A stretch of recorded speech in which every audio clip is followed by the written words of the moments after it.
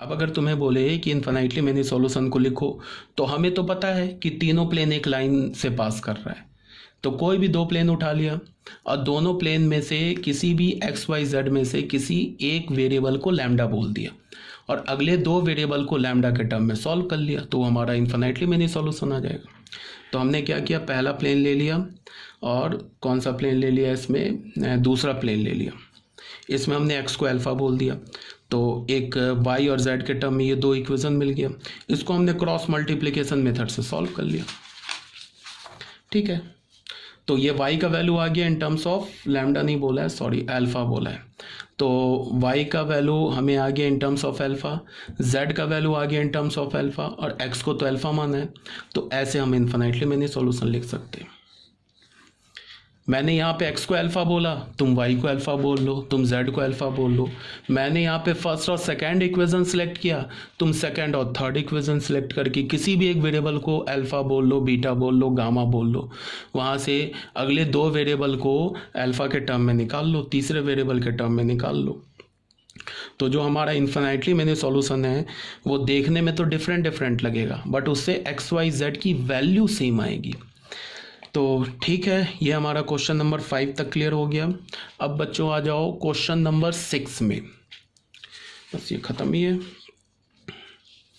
Question number 6 में क्या बोल रहा है, let x is equal to, एक ये दे रखा है इक्वेशन, y का वैल्यू एक ये इक्वेशन ये दे रखा है, एक z ये इक्वेशन दे रखा है। Where x, y, z are not all zero simultaneously, then find the value of this sigma a square plus 2 pi a, इसका वैल्यू निकालो। ठीक है, तो इसके लिए क्या करेंगे, सबसे पहले तुम इसको ऐसे देखो, इस इक्वेशन को हमने रीअरेंज किया, मतलब एक्स वाई जेड को लेफ्ट हैंड साइड में लेके आए, तो हमें क्या दिख गया कि ये तो एक होमोजीनियस सिस्टम ऑफ इक्वेशन मिल गया। अब ये होमोजीनियस सिस्टम ऑफ इक्वेशन मिल गया तो ये तो हमेशा कंसिस्टेंट होगा, ये मैंने ऑलरेडी बता रखा है ना कि homogeneous system of equation is always consistent, वो हमेशा कंसिस्टेंट होगा। तो उसमें भी दो पॉसिबिलिटी होगी, या तो यूनिक सॉल्यूशन। यूनिक सॉल्यूशन कब होगा, यूनिक सॉल्यूशन का मीन्स क्या होगा, ट्रिवियल सॉल्यूशन। तो ट्रिवियल सॉल्यूशन कब होगा, when delta is not equals to 0, तो उस केस में क्या हो जाएगा, ट्रिवियल सॉल्यूशन होगा। उस केस में x0 y0 z0 होगा। या तो इन्फिनाइटली मैनी सॉल्यूशन होगा, इनकंसिस्टेंट तो होगा नहीं। इन्फिनाइटली मैनी सॉल्यूशन में ट्रिवियल भी आ गया, नॉन ट्रिवियल भी आ गया। तो यहाँ पे क्या बोल रहा है कि ये होमोजीनियस सिस्टम ऑफ इक्वेशन दे रखा है और बोल रहा है कि x, y और z जीरो साइमल्टेनियसली नहीं है। तो इसका ये मतलब है कि जो इन्फिनाइटली मैनी सॉल्यूशन में जो ट्रिवियल वाला पार्ट है ना, उसको हटा दिया है। ठीक है, इन्फिनाइटली मैनी सॉल्यूशन में एक्स वाई जेड जीरो नहीं है, इसका मतलब ट्रिवियल सॉल्यूशन तो हट गया ना, तो क्या बचा, नॉन ट्रिवियल वाला पार्ट बच गया। तो नॉन ट्रिवियल किस में होता है, इन्फिनाइटली मैनी सॉल्यूशन में होता है। और इन्फिनाइटली मैनी सॉल्यूशन अगर हुआ होमोजीनियस में तो डेल्टा क्या होता है, जीरो होता है। समझ रहे हो ना बात को। तो ये जो एक इंफॉर्मेशन दे रखा है ना, x y z are not all zero simultaneously, इसका मतलब ये बोल रहा है कि यहाँ पे तुम इस इक्वेशन में डेल्टा को तुम जीरो के इक्वल कर दो, यही बोल रहा है। ठीक है, तो हमने पहले क्या किया, स्टैंडर्ड फॉर्म में लिखा, उसके बाद यहाँ पे बोला क्या, system of equation has non trivial solution. Non trivial solution means delta is equal to zero. यहाँ पे डेल्टा लिख लिया हमने। डेल्टा कैसे लिखा, ये एक्स वाई जेड का कोफिशिएंट लिखा, यहाँ से एक्स वाई जेड का कोफिशिएंट लिखा सेकंड इक्वेशन से, यहाँ एक्स वाई जेड का कोफिशिएंट लिखा थर्ड इक्वेशन से, इसको जीरो के इक्वेट कर दिया। तो हमें ये डिटर्मिनेंट सॉल्व करना आता ही है। तो डिटर्मिनेंट सॉल्व करोगे तो लास्ट में हमें क्या मिलेगा, a square b square c square plus 2abc is equal to 1। तो ये a square b square c square क्या है, सिग्मा स्क्वायर है। ये 2 को बाहर रख लिया। ये ए बी सी क्या है, पाई ए है। इसको तुम ए बी सी को पाई ए भी बोल सकते हो, पाई बी भी बोल सकते हो और पाई सी भी बोल सकते हो। तो इसकी वैल्यू क्या मिल गई, 1। तो यही तो पूछ रहा है कि फाइंड दिस, इसी का वैल्यू तो तुमसे पूछ रहा था। तो वैल्यू क्या मिल गया हमें, 1।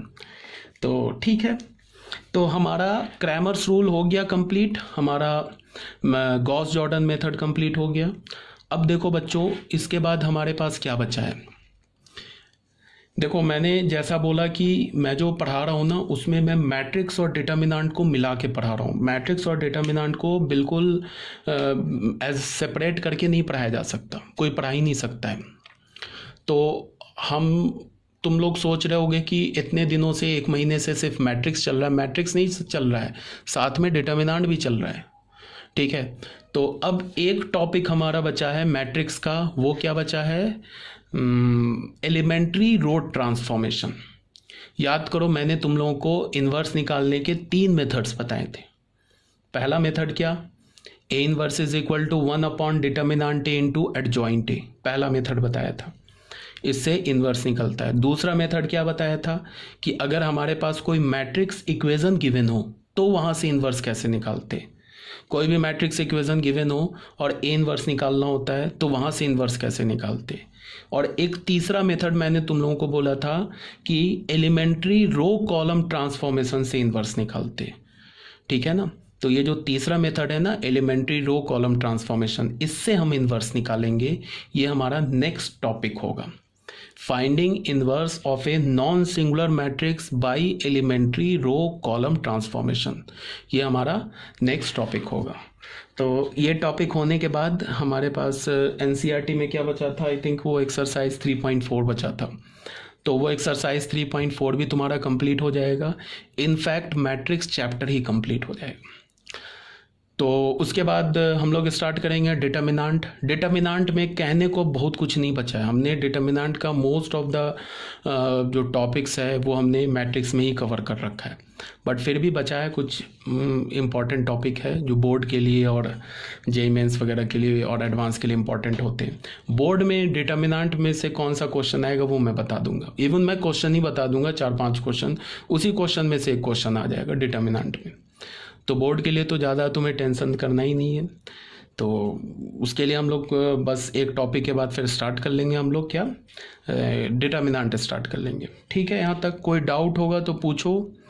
और एनसीईआरटी तो बोलने की ज़रूरत ही नहीं कि तुम सॉल्व करना ही है, तुम्हें ऑब्वियस सी बात है बोर्ड के लिए। और आरडी का जो तुम्हें एमसीक्यू दे रखा है, very short answer type question दे रखा है, वो सॉल्व करो। जो मैं तुम्हें थ्योरी बता रहा हूँ, जो क्वेश्चन सॉल्व करा रहा हूँ, वो काफ़ी इम्पॉर्टेंट है। इससे तुम अगर मेरी थ्योरी को तुम समझ रहे हो तो तुम्हें करना क्या है कि एनसीईआरटी करना है, प्रीवियस ईयर करना है, जेईई मेंस का पहले 10 साल के जेईई मेंस का, जेईई एडवांस का नहीं बोल रहा हूँ, पहले 10 साल के जेईई मेंस का प्रीवियस ईयर कर लो, चाहे वो ऑफलाइन पेपर हो ऑनलाइन पेपर हो, सब कर लो। उसके बाद अगर तुम्हारे पास टाइम बचे तो फिर तुम जेईई एडवांस के 5 साल या 10 साल का पेपर कर लो। बस इतना ही करना मैथ्स में, और कोई एक्स्ट्रा बुक नहीं पढ़ना है। एनसीईआरटी कंपेंडियम सॉल्व करो एक्सरसाइज का और प्रीवियस ईयर, और जो मैं थ्योरी बता रहा हूँ, नोट्स दे रहा हूँ, तुम्हें क्वेश्चन दे रहा हूँ, उसको सॉल्व करो।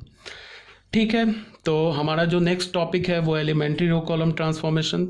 उसके बाद मैं क्या करूँगा, कुछ मिसलेनियस क्वेश्चन, मैं 2-4-10 क्वेश्चन, या तुम लोग का जो कुछ डाउट है मेरे पास है, रिकॉर्ड है व्हाट्सएप पे, जो तुमने पूछा है जिसको मैंने नहीं एक्सप्लेन किया, मैंने बोला कि बता दूंगा मिसलेनियस क्वेश्चन में, वो डाउट और कुछ प्रीवियस ईयर के क्वेश्चंस और कुछ मिसलेनियस क्वेश्चंस, सारे टॉपिक से अभी तक जितना भी मैट्रिक्स पढ़ाया है वो ऐसे 10-15 क्वेश्चन में एज अ मिसलेनियस क्वेश्चन में उसे सॉल्व कर दूंगा। कब? जब हमारा ये elementary row column transformation complete हो जाएगा।